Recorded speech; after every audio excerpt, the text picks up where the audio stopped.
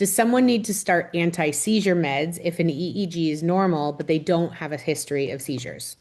If EEG is normal, it depends upon what you're using for. For example, if you're using for behavior control, aggression, the answer is yes. I use it all the time.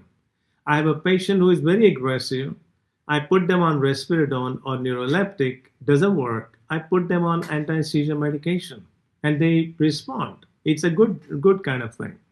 Now, if they had seizure, one or two or three, if they had seizures and their EEG is normal and does not show any abnormalities, they need medication. EEG does not determine whether they need medication or not. EEG is a great thing to have because that gives you an idea that maybe this patient is going to have more seizures. But if somebody has two seizures, their EEG is normal, or two or three or four EEG is normal, I really don't care. I want that child to be on medication because seizures are life-threatening and dangerous. And the medication that we have today are very safe medication. And we know how to mitigate a problem if they do have problem. I mean, I put them on lamotrigine, they have a rash. Well, stop medication right away. Put them on Benadryl, put them on steroids or something. Take care of them. Okay? But if they need medication, using it in right time is important.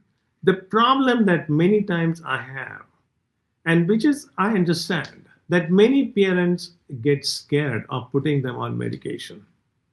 You know, when you talk to them and say, oh, your child needs medication, even ADHD medication, or let's put them on, they will delay it and delay it and delay it.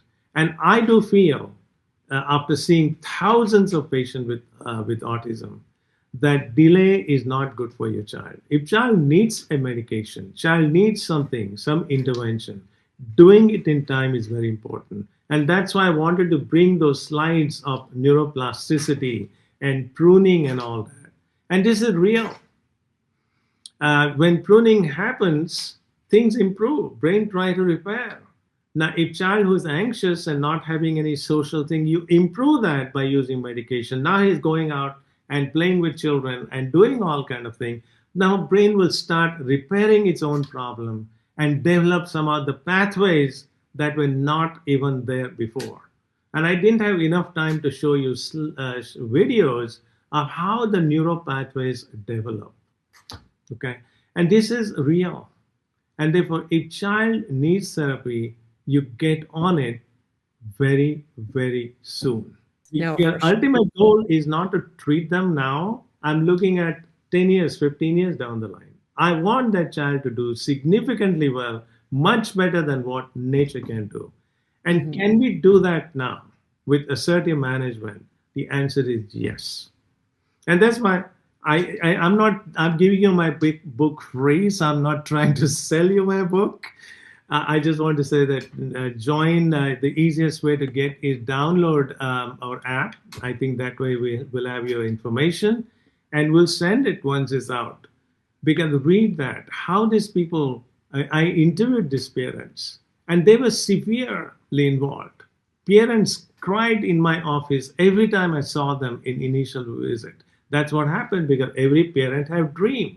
My child is going to be a football player or is going to be a scientist. When I tell them your child has autism, guess what? All the dreams shatters. And they don't need to. They don't need to.